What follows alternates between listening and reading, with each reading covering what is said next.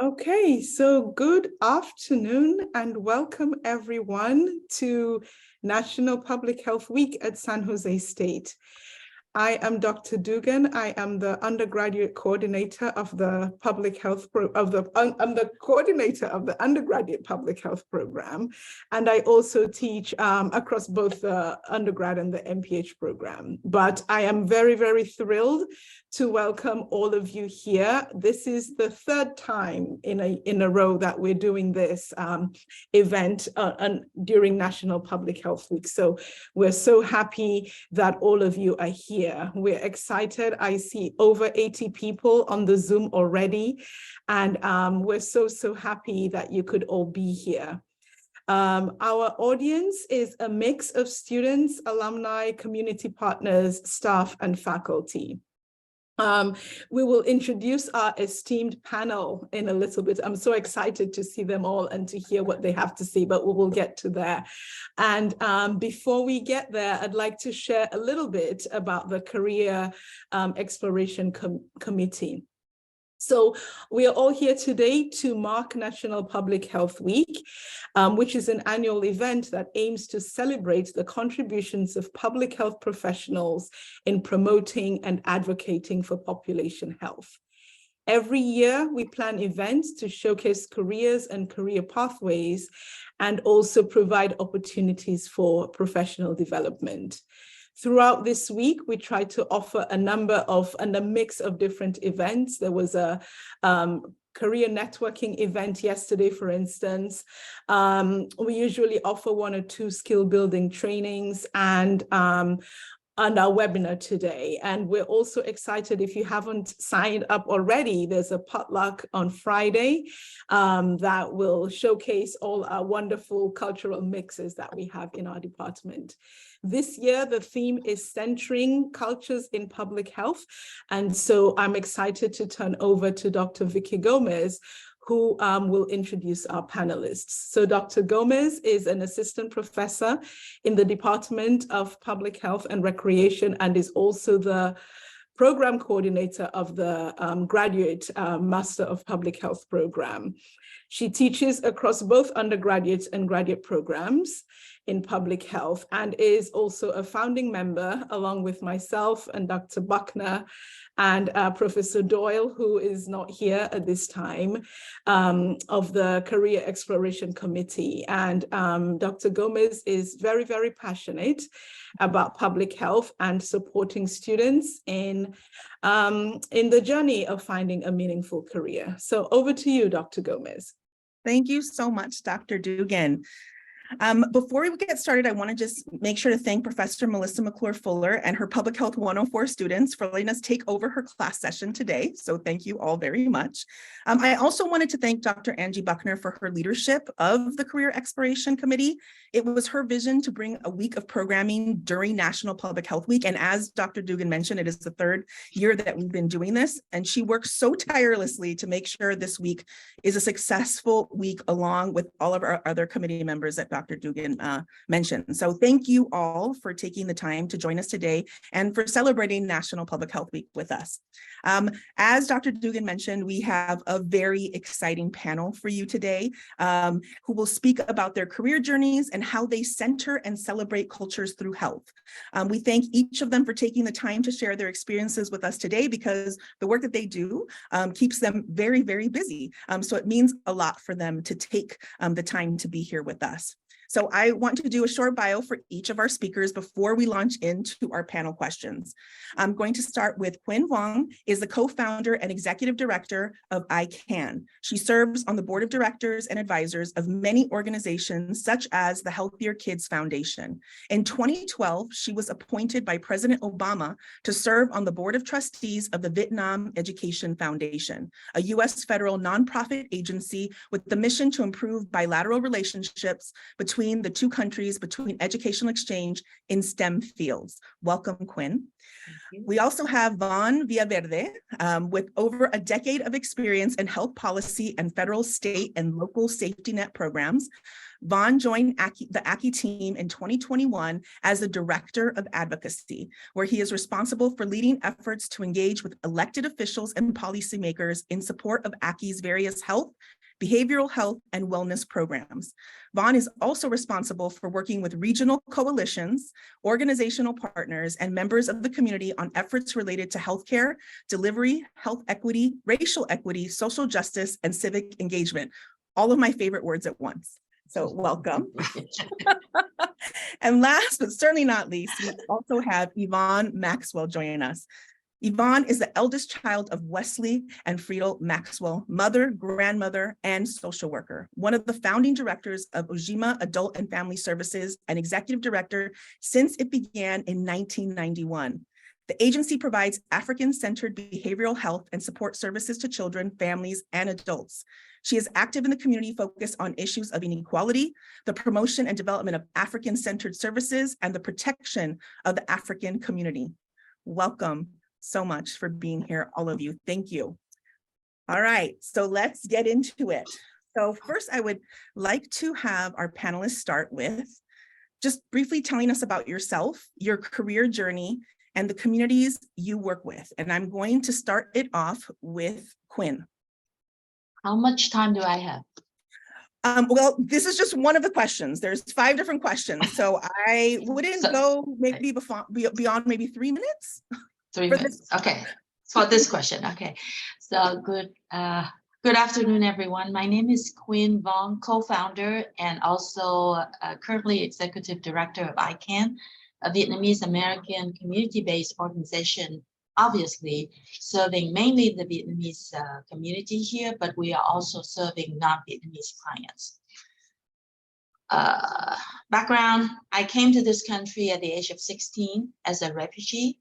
On the road, I was an unaccompanied minor. My dad was in the US, my mom was in Vietnam. I was 16 at the time, and I brought with me my 10-year-old brother and 2 younger cousins in the refugee camps for 4 months.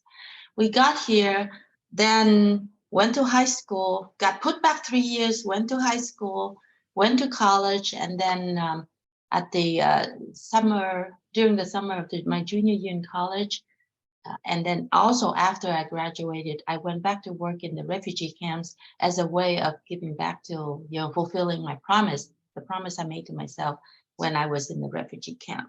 Then after that, I went to work. Mom came in 1992, got to work to support her. Then I went to business school. Yeah, it's so weird. I went to Stanford Business School, and then after that, I took a little detour to the business world and realized that I could do well either way, but am I happy? So I went back to nonprofit in 2000. So, and then that's when I found ICANN as well to give back, and also to take a look. I took a look at my son, and I said, uh-oh, he's growing up here. Is he gonna lose his cultural identity? So I worked hard. I knew who I am, but is he gonna know who he is? So that's why I founded ICANN. So we can stop there for now. Thank you so much. Yvonne, yes, do you want me to repeat? Tell us about yourself, your career journey, and the communities you work with. Oh, you're muted. Oh, that mute thing still after all this time. I am a social worker. I heard about social work because I was always talking about social justice, and a family friend handed me their social work book from their college time in the 50s. And I realized that there was a profession that was who I was, and pursued it right away. So undergraduate degrees in social work from San Jose State, and just continue to do the community work, focused very much on disparities and inequity and social justice issues. And I've always worked in behavioral health. And had part of advocacy groups to advocate for our access as a community. And then working with the South Bay Association of Black Social Workers, which was a chapter here that doesn't exist, part of the National Association of Black Social Workers, to write a proposal and get services started for African behavioral health services, started with African youth in the juvenile justice system. It was just $50,000 put aside by Zoe Lofgren. And then working with behavioral health and Maria Fuentes, who was the ethnic services coordinator for behavioral health, which that position doesn't exist anymore. And then we wrote the proposal and got the funding in 1991. So then we got started, and the focus was to do culturally centered services to our community. So and that's the focus. We also have this Pan-African perspective. So whether you came to this part on the planet yesterday or hundreds of years ago, we're one people, and making that connection is also part of our health and wellness as collective people. And so promoting and creating interventions that are centered in our health and wellness. Wonderful. Thank you so much, Yvonne. And Vaughn. Sure. Well, let me first start with thanking Dr. Gomez, Dr. Dugan, and Dr. Buckner for inviting all of us to this. It's a privilege to join you today. So I, as Dr. Gomez said, I'm the Director of Advocacy at ACCI. We are a federally qualified health center that provides health, behavioral health, and wellness services primarily to low-income communities and communities of color. We were founded in 1973 by literally 12 community members in a living room in San Jose who were seeing a bunch of refugees coming into Santa Clara County and not knowing how to kind of get their life established in a new country, in a new culture. So we kind of grew from there. I kind of began my journey after college. I got a job at a nonprofit law firm where we help people with HIV and mental health disabilities apply for benefits, disability benefits, income replacement, food assistance, things like that. And when I was helping clients on kind of like an individual level, we kept running into the same systemic barriers and kind of obstructionist policies that just seemed like they were designed to slow the process down of people accessing benefits that they should be entitled to. And so from there, I kind of started thinking like, is there a way that I can kind of help people in a similar way, but do it on a larger scale, on a systems level? And so I applied for public policy school. I was really, really specific in that I wanted to do health policy specifically. And I guess I was too specific because I didn't get into any of those policy schools. So I was like, okay, great, that's not my destiny. Let's try public health school because that seems like it's a lot more focused. And so I applied to public health school. I was far more successful in those applications. I attended UC Berkeley's Master in Public Health program with a concentration in health policy and management. And that kind of led me to Santa Clara County after I graduated. I first worked for a policy and organizing shop that was connected with the labor movement in Santa Clara County. It was called Working Partnerships USA. And then about 2 years ago, there was this opening at ACCI to be Director of Advocacy. And it seemed like literally the job I dreamt about when I was applying for grad school. So kind of living the dream now.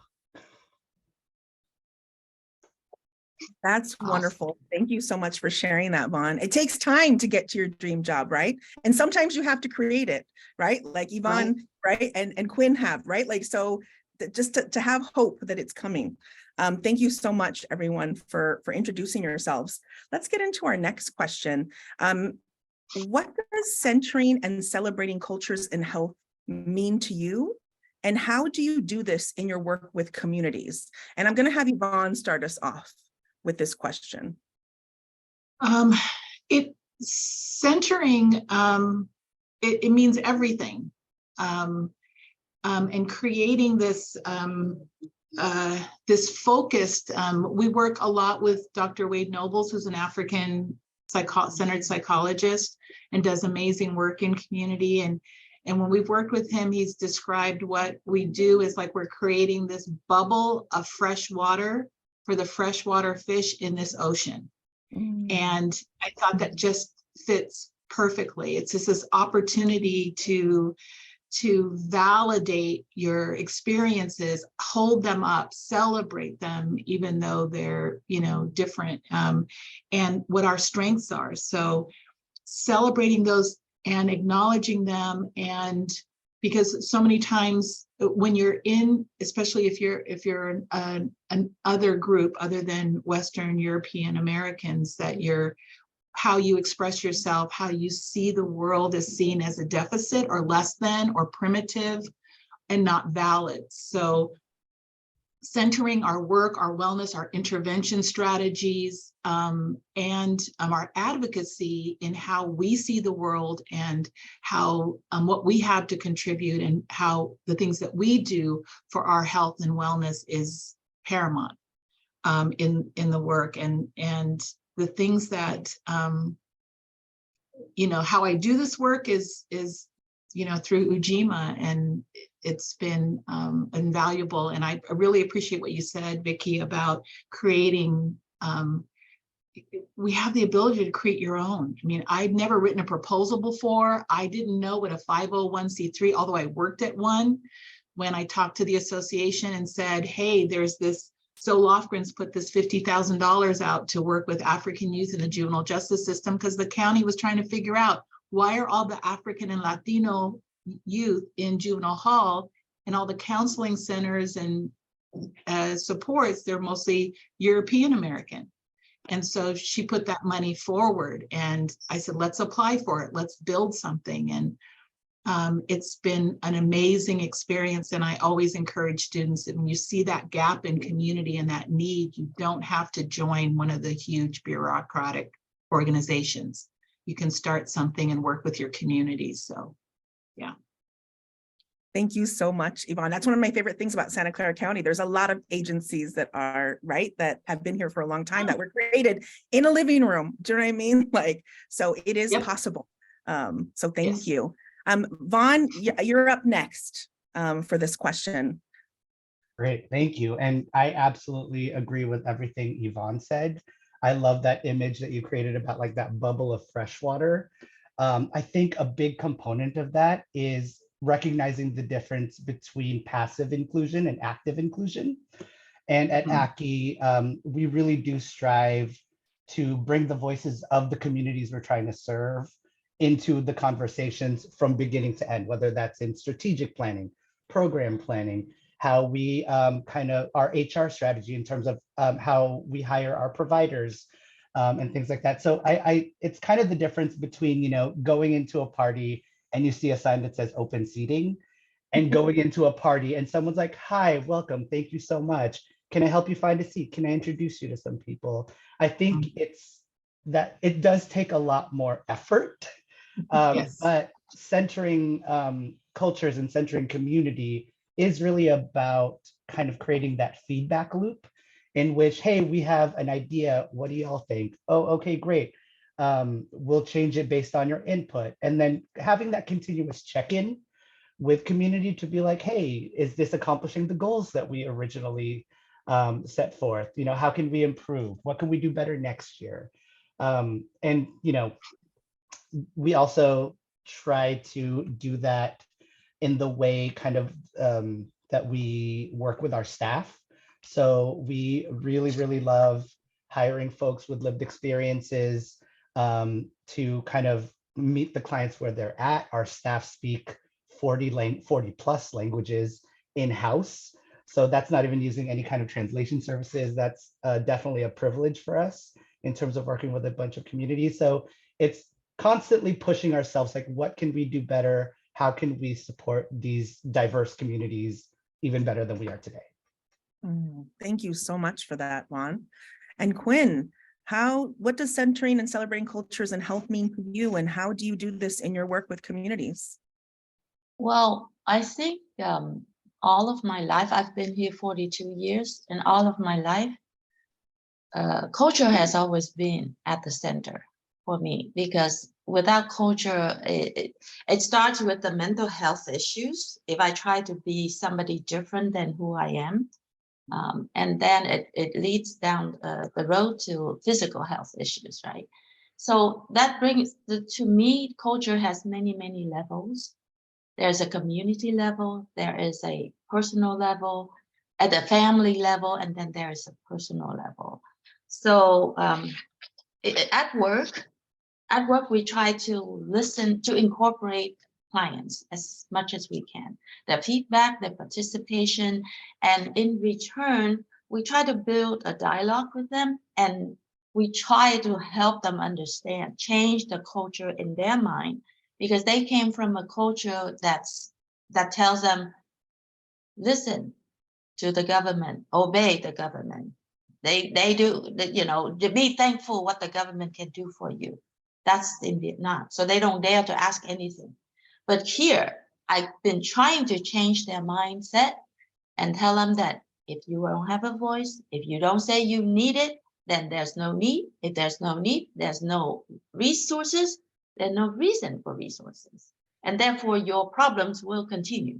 So I started, you know, expressed through things that we do like census 2010, 2020. So make sure you are counted, right?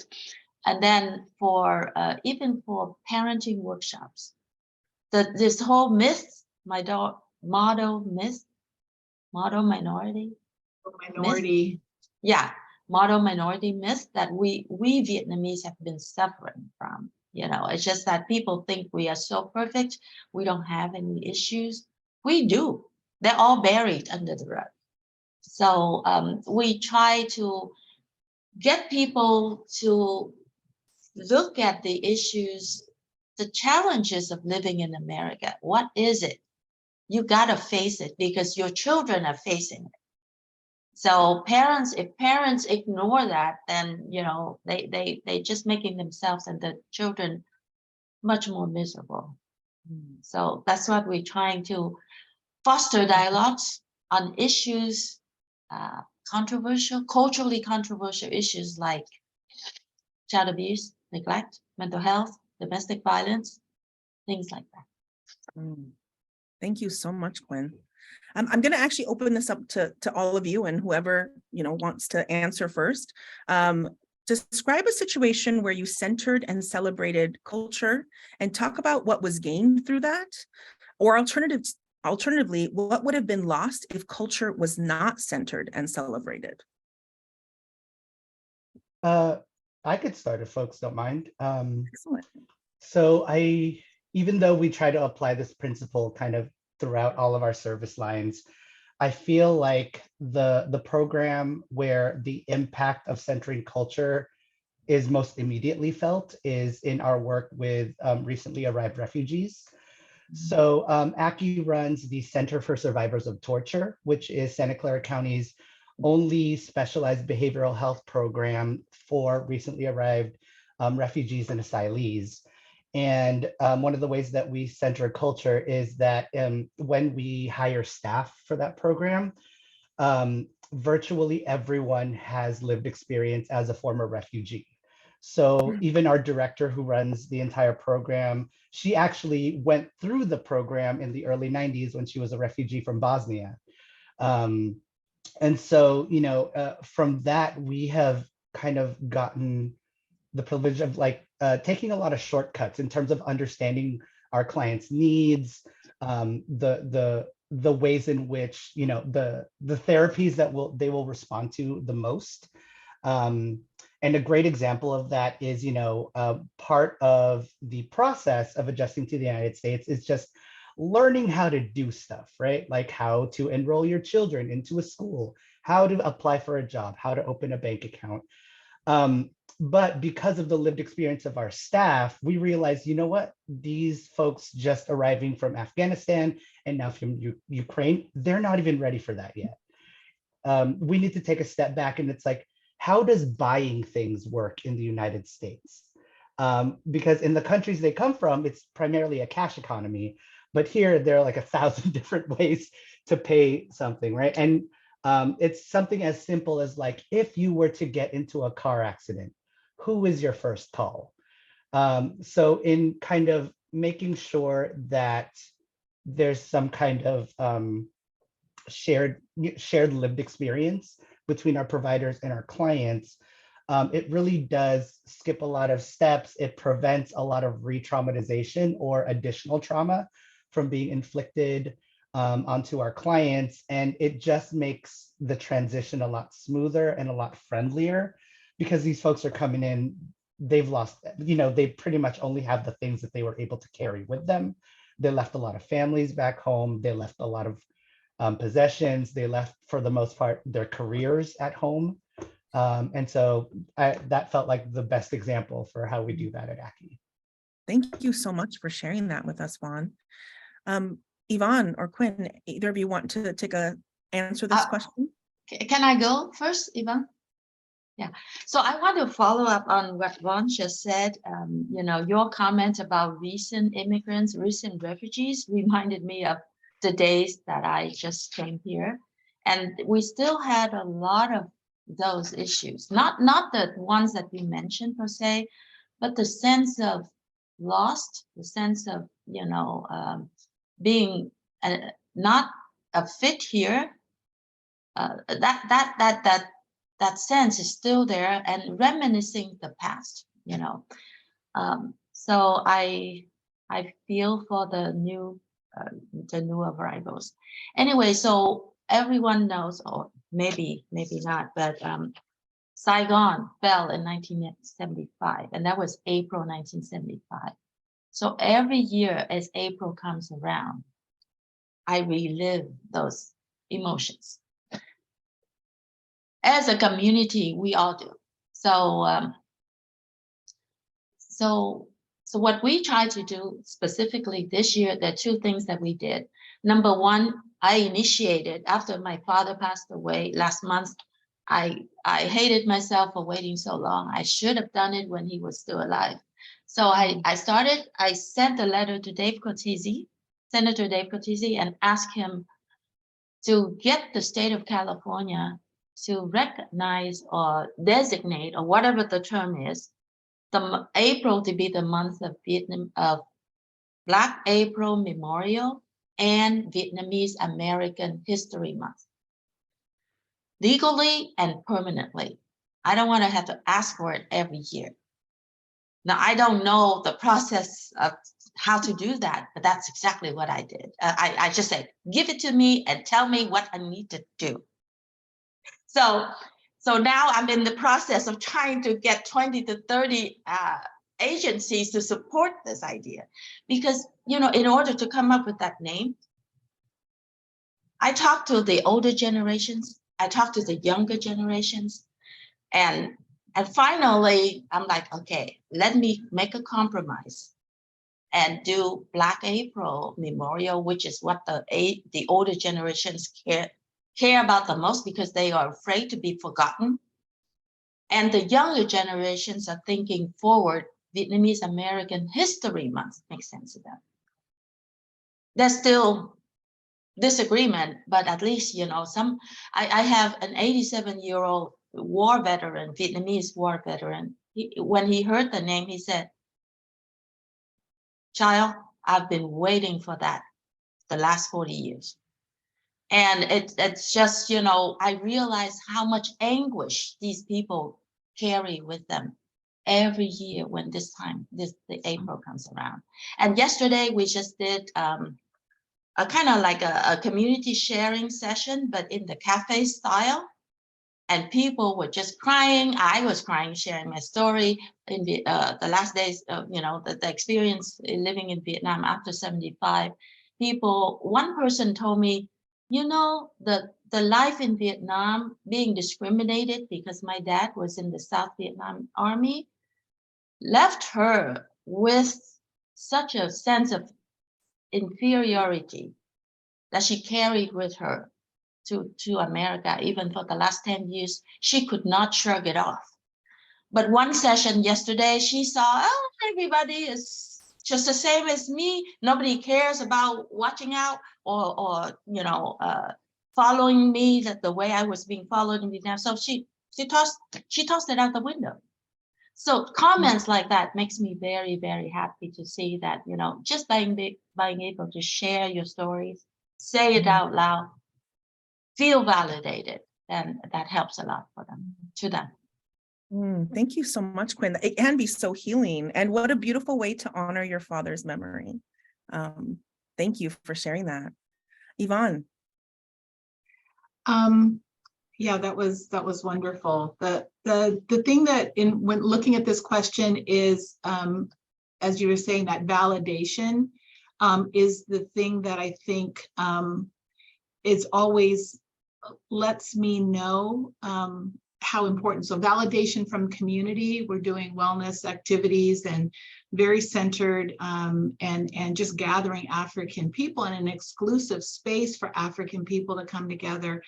And how for us here in Santa Clara County, we had one family member that attended one of our poetry wellness activities and said, I don't think I've been in a room with 6 African people that I can remember, right, for so long. And that being together and being able to share and being able to not be on guard and comfortable, really important. I think the other things that we experience, and I've experienced often in centering African people, is in our advocacy work,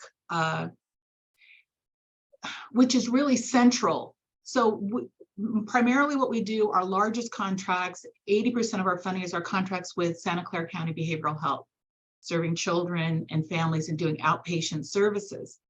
And it's not just about coming in, creating a treatment plan, working on goals, processing their thoughts and feelings and helping them. The advocacy piece for African people always has to be there. So when we have, and it cannot just be, well, let me help you to feel better about the racism you're experiencing, the marginalization, the discrimination, the oppression. We have to then stand with that family, that individual, and go out in community and stand with them and advocate. And often, whether it's in the courtroom or with the school districts or social services, and often we've experienced many times from previous chief of police calling us into a meeting with our funding source to say that we should not have testified in support of the client, or a school district issue when we're saying you cannot put that child in the corner, the only African child in the class in a 3rd grade, and then have the teacher teaching over here with the kids in a semicircle. This is what we're talking about when we say racism and marginalization, the school being uncomfortable with that, and then having a meeting again with behavioral health, calling our funding source in. So when you're centering in culture and advocating for your people, you just have to be prepared to keep standing in the truth that you know and advocating. And absolutely, if the chief of police is irritated by Ujima, which people run and tell me, then I say, okay, good. That means we're doing our job. That's a good thing, right?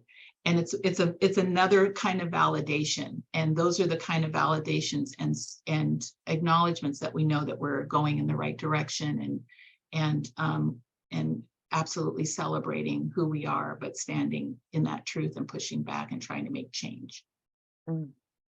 Thank you so much, Yvonne, for that example. I always tell my students, so much of what we have today is not because it's been given to us; it's because we've had to fight for it. Fight. So many of us fight. So thank you all for providing those examples. What can we do as students, faculty, staff, alumni, and future public health practitioners to center and celebrate cultures and health? What advice would you give to us? My advice is I'm going to make this short. You're going to fight. You're going to push back. You're going to have to understand that the forces in a Western European American culture, right, whose idea and thinking is they are the standard. European American culture, Western thinking is what it is to be human, is the standard, and then there's otherness. And that's a challenge that they need to work on in their conception of themselves in the world and other people. So if we understand that, and we always say as African people, it's like we have to know them better than they know themselves. And we've had to survive and navigate this particular spot on the planet.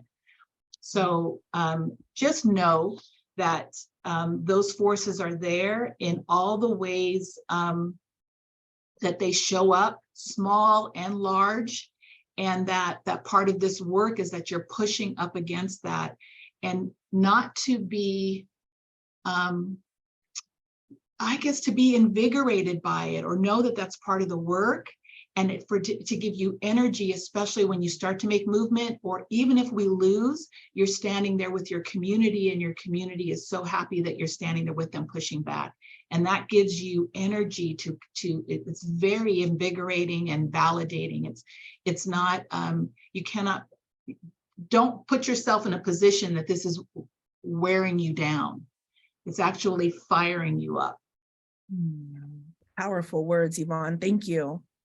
Vaughn or Quinn? I can feel that energy, Yvonne. Yes. Truly. Yes. I was gonna share, amazing. Quinn. So are you, thank you. I was gonna share with you, and I said, oh, don't say it. And I go, I'm gonna say it. When you brought that model minority, I was listening to an Asian activist group many years ago, and their motto was model minority mutiny, because they were working actively to jump off that ship that was created outside of the communities, right? To basically say, oh, keep you in your place and in silence and quiet and acceptance. So when I heard that model minority mutiny campaign, I loved it. I love that you shared that, Yvonne, because that's important, because a lot of our students are dealing with this, right? So thank you. Right. And we're all working together. We all work together. Yes, we do. Right. So in my case, what I'm trying to do is to raise the voice of Vietnamese Americans in social services, in research. That's why ICANN has been partnering with professors from UCSF and UC Davis to do various community-based research. Right now, we're only doing on dementia and Alzheimer's and senior health and all that, but I would love to get involved in more other research that have to do with youth, with families, with parenting and stuff like that. So basically, when parents, the community members come and tell us, could you ask for a bus route that goes straight from up and down Lucretia between Story and Tully, so that way we can get to the Vietnamese American Cultural Center easier? And I'm like, okay. And then they said, and one of them called up, my microwave is broken. Can help me? Get me a new one? I'm like, what? But from small things to big things like that, whenever they come, I say, look, the county, I can knock on doors of the city and county, but they do not open the doors because of my face. They open the door because of the 100,000 people stand behind me. So that's what I'm trying to get my parents and grandparents to understand, that because their voice matters so much more, but they just don't know it. Thank you so little much. by little. And I get them started by telling me, what are your needs and what do you want? Just like a child, the child would say, I'm hungry. My niece would say, I'm hungry. And then she looked at me expecting me to go get her food. And I said, and then she said, can you get me something to eat? Okay. At least you voice your needs, So that's what I'm trying to get my Vietnamese and Vietnamese parents and grandparents to understand. They have to speak up. So yeah. That they have power too, right? To speak up, and to be seen and heard is so important. Thank you so much, Quinn. Vaughn. Sure, yeah. So thinking about this question, I kind of thought about public health, and one of its greatest strengths, right, is trying to improve the health outcomes of as many people as possible, given the resources, the limited resources that we have. And that kind of mission, that goal is a double-edged sword. Because on the one hand, it's like healthcare wholesale. We're like the Costco of healthcare, right?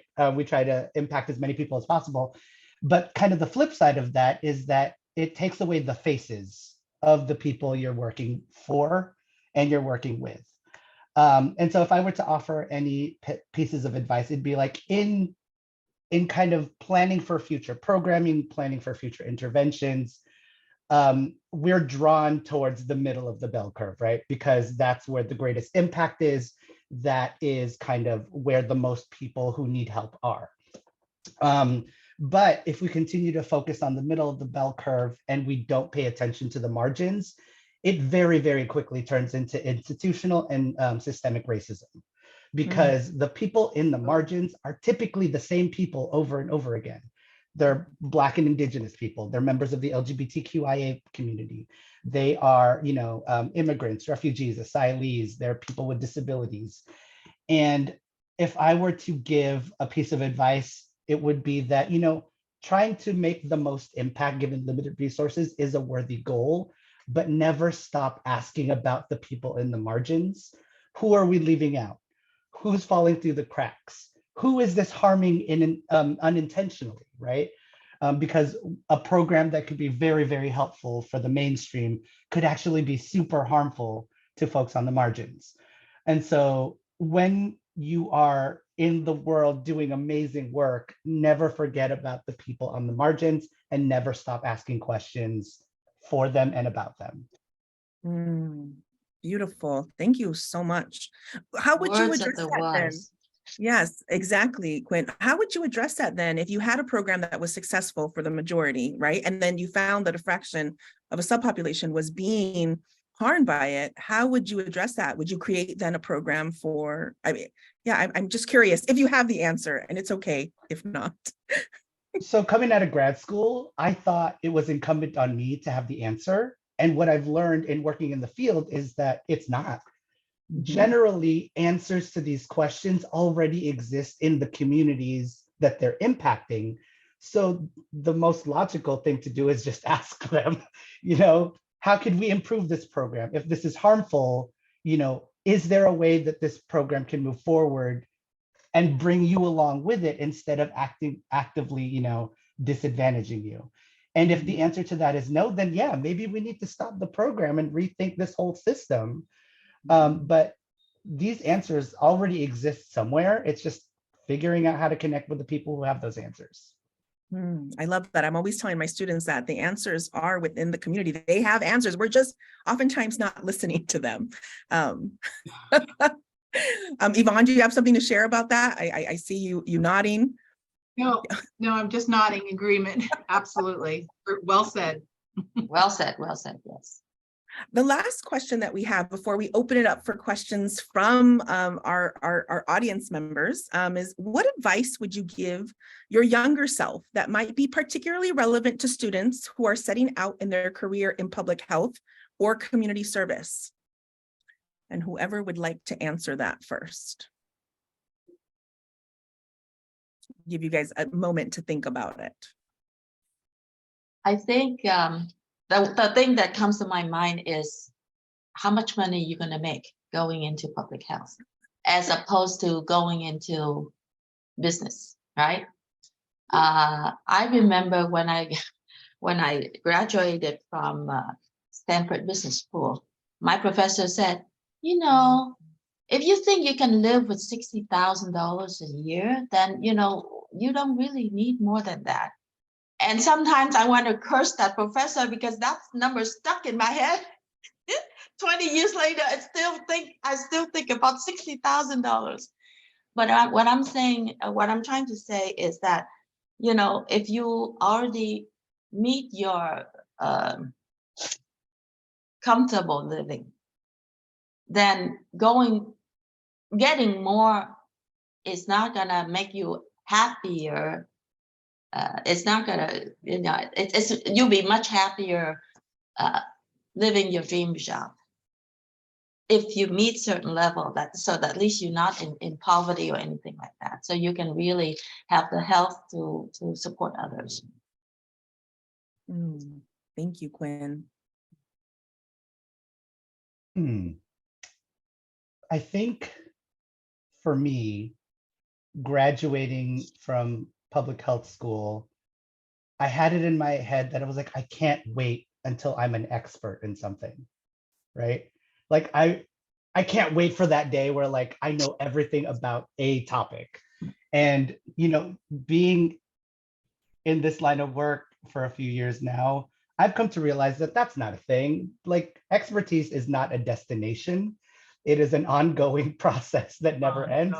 And if anything, now I have a better understanding of how complex the world, like the systems are, that like I feel even less expert in the things that I'm working on and the things that I'm talking about. So I would say, don't be afraid of complexity. Don't be afraid of not knowing everything about a topic. And I thought it would be shameful to ask questions like, I have no idea what you're talking about. Can you please explain it? But no, it just means that like, when I do talk about something, I know that I know it. And it's not kind of any like, it's not a smoke and mirrors kind of thing where I'm just like pretending to know about stuff. And then the other thing that I would want to teach myself is that this is something that I actually learned from a mentor of mine, is never dismiss a crazy idea just like offhand. Because these crazy ideas may not be ready right now. They might not, the world, government, whoever may not be ready for it right now, but like he taught me about militant opportunism when it comes to improving people's health. Just like have a proposal in your back pocket, because he actually had an idea in his back pocket in the late 90s and early 2000s. And his idea was like, oh, hey, a bunch of cities and counties are suing big tobacco for lying to the public about the carcinogenic effects of cancer. His crazy idea was like, hey, let's jump on this lawsuit. And if we win, we'll take all that money to fund universal healthcare in Santa Clara County for children, everyone under 18. And so everyone was like, that's a wild idea, but whatever, let's try it. And Santa Clara County jumped on the lawsuit. They won the lawsuit. And since 2001, Santa Clara County has had universal healthcare for children. It's called the Children's Health Initiative, and it's been in place since 2001, a decade before the Affordable Care Act. So crazy ideas, there's a time and a place for them. Don't dismiss them offhand. Sure. Such great advice. Wonderful. Oh, Thank good. I love you. that. Yeah. I had what I was going to say, and then I'm just so caught up in what Vaughn just said. I think I lost it. I'm sorry. That was great. I wrote down that militant opportunism. Maybe we should make t-shirts that say that. I'm a militant opportunist. I might borrow that. That's great. I think I wasn't kidding. I think I just really lost it. I just probably just to amplify what he was saying. I think one quote I wanted to share in thinking about that I love and I repeat a lot and say to myself, and I forget the person's name, but a master of life makes no distinction between their work and their play, because for them, it's all the same. It's up to the observer to figure out, are they working or playing? And so the advice I give, do what you love. If you love your work, don't let the agency, the bureaucracy block your joy. What we love about this people work is being with people. And I see so many times that the places that we work and all their policies and practices and all the things that impede or get in the way of truly helping and try to squash your imagination, as you know, in Vaughn's examples, keeping that in your pocket. Don't let those places do that. They hired a social worker.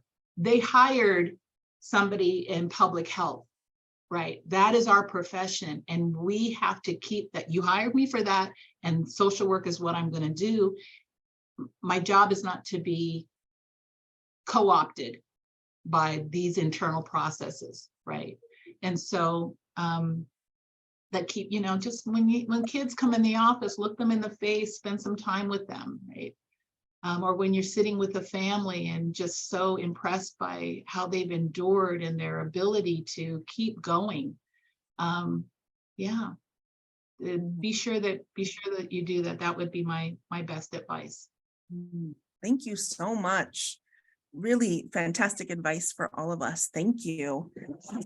Thank you so much to each of our panelists for sharing so much with us today. I think we've all learned so much. I love that even as panelists, right? We're, you know, and as the coordinators of this event, we're like so immersed on what is being shared because we're so inspired by the work that each of you do. We'd love to open it up for questions from our audience. We will not be able to get to every question due to limited time, so we want to respect people's time. Members of the committee will be answering questions in the Zoom webinar that do not get answered during the live event. So we would love to open it up for questions from anyone, students, faculty, alum, panelists, speakers.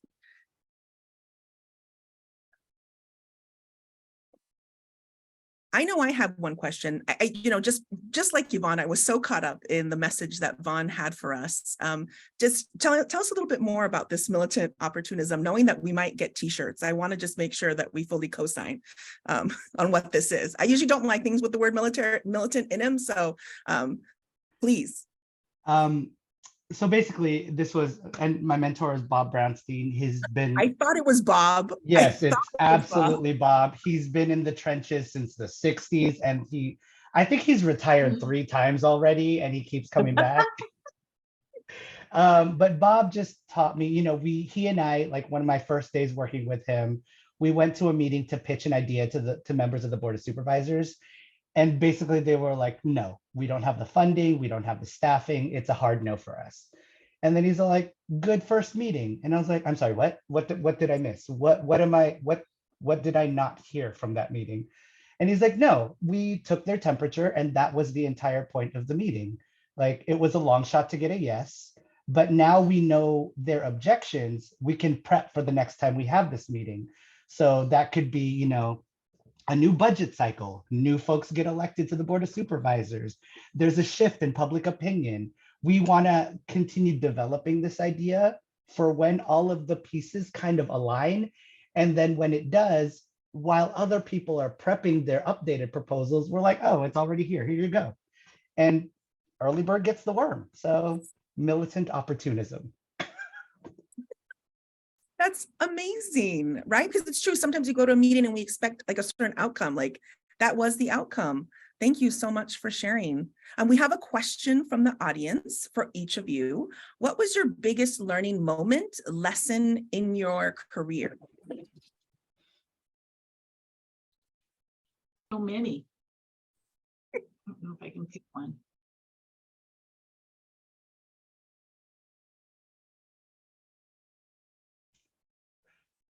Anyone else? Go for it, Yvonne. I'm stuck. I blanked out. I think I got lost by the word, the biggest. Yeah, there's so many. I can't think of a biggest. How about you, Vaughn? Bounce it to you. Sure. I think for me, in working directly with clients, is that you always, and at least in my experience, I always wanted to shield them from bad news. Like, oh, you're not eligible for this, or it doesn't look like you're going to be able to access these benefits. And so rather than telling them directly, I kind of danced around the subject. And I found that, you know, folks are way more resilient than I give them credit for. And B, they tend to appreciate honest truth over sugarcoating a lot more. And so, you know, even if I were to I now know that it's perfectly acceptable to be like, it doesn't look like it's going to work out this try, but let's brainstorm a next time. Again, let's prep for this militant opportunism, right? Like, can we reapply? Is there an appeals process? What's the next step? If there's a systemic barrier, who can we talk to in government to change this policy? It's better to get the bad news over with so you can get back to action steps than it is trying to shield folks from hard truths. Thank you, Vaughn. Yvonne or Quinn, or it doesn't have to be your biggest learning moment or lesson, or it could just be a learning moment or lesson in your career. Okay. So here is one learning experience. For years, I was wondering, like, why would the women who are being so abused by the husband, why don't they just walk out? You know, walk away from that abusive relationship. What's keeping them at home? Until I went through my own divorce. And at that time, I realized that I'm well educated. I can certainly get a job and get paid and take care of myself. But at that time, I saw my whole identity for being someone's wife for 18 years, someone's mom for so many years, all of a sudden shattered completely. And that is the fear of the unknown is the biggest fear of all, right? So that's when I said, wow. So those women are actually a lot more courageous than I thought, because for whatever reason, they had to stay behind, and they chose to stay behind to protect their children or keep a roof over their children's head or something.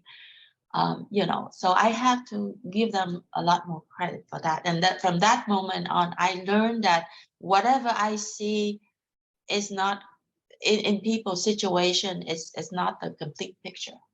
So don't blame them, don't judge them, because they make the decision for different reasons that I care to look for. So Thank you for sharing that. I thought of one. Great. Go for it. So, and a big one, right? So in creating this, developing this agency that's focused on us and to serve African people and centered, when I was starting, I was thinking, okay, all these African people who want to serve and serve our community and our people and focus and develop their skills are just, you know, any person. So I would have staff and people would come and even advocate, oh, yes, we've got to do this. But I learned that the internalization of racism, oppression, and the way that we see ourselves, we've internalized all of this to varying levels, right? And so our work on our liberation consciousness, we're all at different places. And that I really had to really learn to evaluate staff that we would hire, so, and to figure out where they were in that development. And that sometimes if I just would hire somebody who had a passion for working with our people and could say those words, but then would come here and then prop up or white supremacy and negative ideas about African people and who we were, because they were working through their process also. So that was a huge lesson, and it was a skill. And then then here causing more damage, right? Or really wrestling with that. So that was a huge lesson, and I've definitely gotten better over the years. But that idea of developing that liberation conscious, not only with staff, but in our services, was and making sure that was a part of our services always, was really, really important lesson to learn. That is so powerful, Yvonne. And that kind of like leads to my next question, actually from Dr. Buckner, is do you have some thoughts and recommendations for people who enter into communities where they are not a part of the culture or, of the community? Like, essentially, how do we get started in learning and centering a culture that we are not a part of, right? Because we have, outsiders, you know what I mean? We have insiders that do this work and we have outsiders that do this work. Any advice? And not everyone has to answer this, but if anybody has an answer to that, or. You know, for I the don't, long, I don't think you can. I don't think you can center a culture that's not yours. I think that you can learning to be a good ally and really what that means, and doing your work about your own positionality and learning your cultural center and working within your community, and then being a good ally so that you can work together in community with other people. Support their centering themselves and get out of the way. That's mine. Thank you. for the longest time, I thought cultural competency is to understand the culture. So it's more like cultural knowledge. Until I went and got my for my master's degree, MSW at San Jose State. And then I realized that cultural competency is a skill. So as we talked about, cultures at different level, community, family, individual, even if you are an outsider, but you coming in, as long as you keep being humble and being respectful and honest, you can still build the trust and get to the people and build the connection with the people. So that's my biggest aha moment for my 2 years at MSW. PCP, right? Positionality, right? Yes. And I absolutely agree with both Quinn and Yvonne.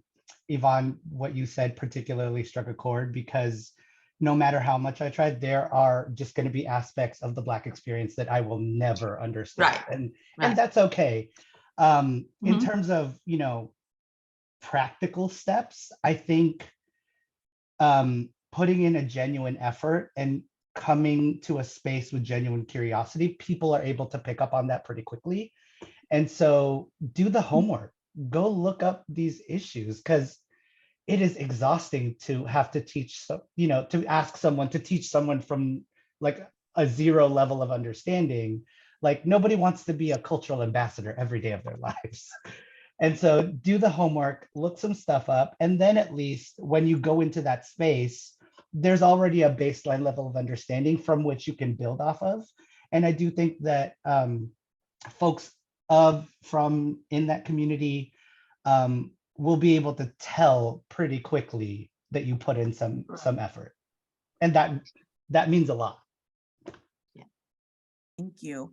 Yeah, we touched a lot about that, cultural humility, we don't have all the answers. We don't know everything. Approach with curiosity versus this idea that we can obtain all the knowledge. Like, I would never be able to speak to the Latinx experience for everyone, right? That's impossible. Yes. Excellent. The next question we have is a little bit more focused from a student. I'm not sure how to begin my post-NPH search. I'm struggling to figure out what jobs to apply for based on my interests of diabetes, nutrition, mental health, and obesity, just to name a few. So just and again, not everyone has to answer, but if anyone feels compelled to answer, I know that public health is hard sometimes because oftentimes public health is not in the title of jobs.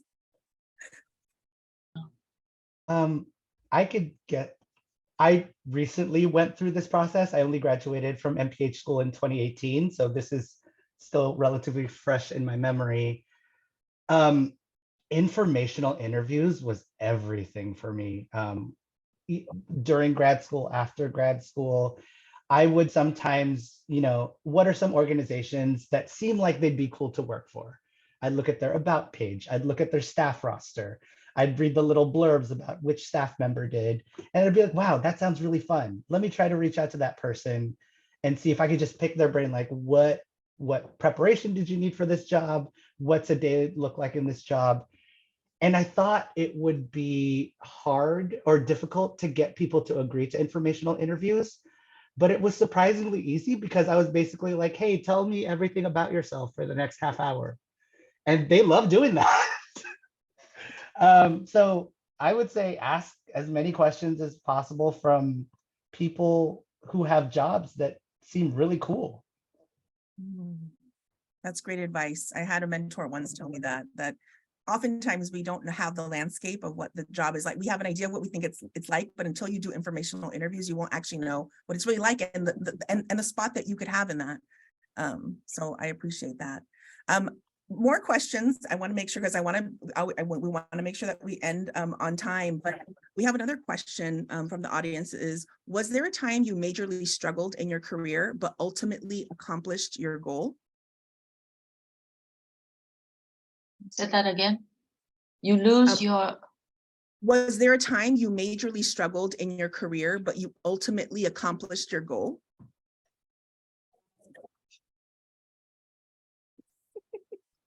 Well, for me, that was the switch back to the nonprofit. You know, because at the financial security was a big thing for me at the time, because I still had to take care of my parents and all that.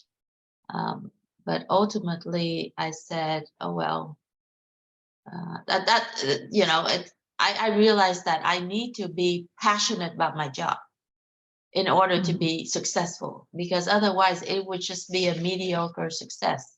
It's not truly a real success that I'm proud of, that I feel happy about it. So. Thank you so much, Gwen. Anyone else want to answer? And it's okay if not, we still have a couple more questions to go to, but if somebody feels compelled to answer, we'd love to hear it. If I see some thinking. This might be, oh, please. Oh. Please. No, Vaughn, I was just telling her to go ahead to the next question, but. Oh, okay. Go ahead.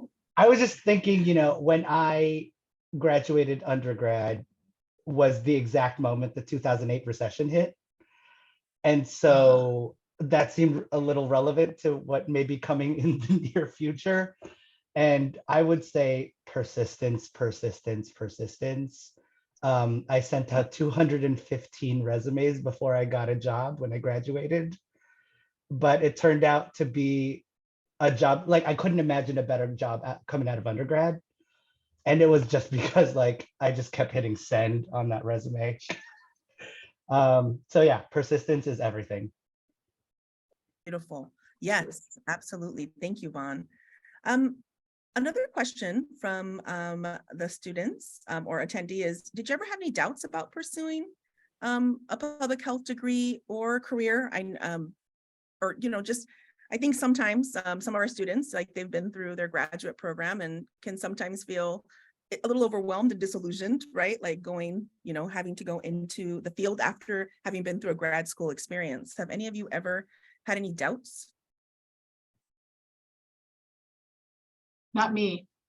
I mean, I think I said in the intro, when somebody showed me at 14 that there was a profession called social work, I was like, oh my God, get me through high school. High school was extremely painful and excruciating because I had to wait to get to San Jose State. So yeah, not for me, not at all, but I might be unusual.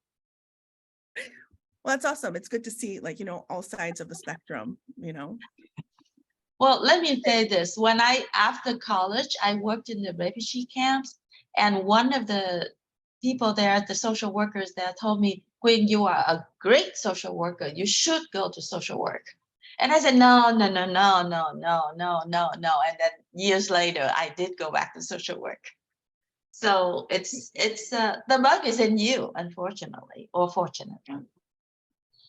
Excellent. Thank you. I think the last question that we're going to end with, and I know that we unfortunately are not getting to everyone's questions, but Professor Melissa McClure Fuller, who was so kind to let us have her class, take over her class today. It sounds like you all found ways to follow your passion. Could you talk about how you did this with the awareness that expertise is not a destination or a reality, kind of like speaking to what Vaughn had shared, and how do you find your joy? For me, what was really formative in kind of learning where, what direction my career wanted to take, it was that face-to-face interaction with individual clients. There is no better feeling than giving good news to a client about something that you've been working on for a very long time. And so no matter how difficult the job is, I kind of hold on to that feeling and continue to follow it. And that's kind of been the drive, right? It's kind of like that high, like I made a difference today, and that feels really good. I've earned my dinner kind of mentality. And so, yeah, I try to find ways to kind of chase that feeling. And that sounds really strange and a little bit substance abusey, but yeah, that's just kind of how, like, when I think about populations, I was like, I would love to be there the day when there's this challenge in the community that we're able to finally be like, oh my goodness, you guys, we solved it. And congratulations to everybody. That's beautiful. Thank you, Yvonne. Yeah, how do Yvonne and Quinn, how do you find your joy in this work? Well, I have my joy is similar to what Vaughn said, which is I love it when I can help a person. That's number one. Number two, I love it when I can figure out a better way to do something that I have always been doing this way, and I find a better way to do it. So that's my joy. Thank you, Quinn. Yvonne. Yeah, my joy is working with my people and my community, and to be surrounded and talk and problem solve together, and it's huge. I just enjoy it so much. And that's my joy in seeing the clients every day and having the office full of teenagers running around and getting in program. I just love it. That part helps because there's so much of our jobs like contracts, RFPs, writing proposals, all the stuff that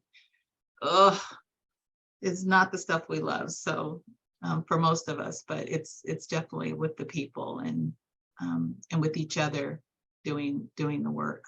And I say to students and staff a lot too, this whole thing about what is everybody always talking about? Burnout. If you don't block your joy and make sure that when you're sitting across from someone, looking them in the eye, working on their problem together, that is such an opportunity, to refuel, and reason why we do this people work in the first place. It's messy, it's complicated, and it's so interesting and fascinating, and it really helps to deal with burnout. Can I just add one thing? Yes. I just want to say that the third way I find joy is that I can inspire my staff to be the best that they can be, to really try things out. I tell them I'm not afraid that they fail. I just want to make sure they give it their best shot. Yes. That's beautiful. Well, thank you. Yes, very well said. Well, I want to thank every single one of our panelists today for sharing their wisdom with us, and to every person in the audience who's taken the time to participate in National Public Health Week. We will be posting a recording of the panel on our National Public Health Week Spark page at the end of the week, and I do believe that someone will put that link in the chat shortly. But we just thank you so much. It's been such an honor. Any last parting words before we go from our panelists? Thank you, Vicki. Thank you. Thank you, Marcel. Thank you, everyone, and Angie this is a great idea. Thank you. Keep having these conversations. Absolutely. And if anybody has any follow-up questions specifically for me, Dr. Gomez, you have my email address. Feel free to send folks my way. Excellent. Will do. Thank you. Same here. Thank you, everyone. Thank you, the younger generations. Thank you so much. We hope you have a great rest of your day. You guys will be in charge when I retire, so. Gotta pass the torch. Bye. Yes. Thank you, everyone. Thank you, Yvonne. Thank you, Vaughn. Thank you, Quen. Good to see Thank you you. all. Thank you all. Thank you so Thank much. you. Bye-bye. So amazing, so Thank you. amazing. I wish we could just keep talking for the rest I of the know. I was like, afternoon. do we have anything else to do today? No. I can let's cancel hang my out and do meetings. this. Yeah. Vaughn and Yvonne, I'm gonna follow up with you. I want to reach Yes. out to you. Okay, thank you. Okay, Thank you. bye, Great to meet everyone. you. Thanks so Thanks much, again. everyone. Thanks, Thank Marcel. you. Bye-bye. Bye-bye. Nice to meet you all. Bye-bye. Yeah, likewise. Bye, everyone. Bye.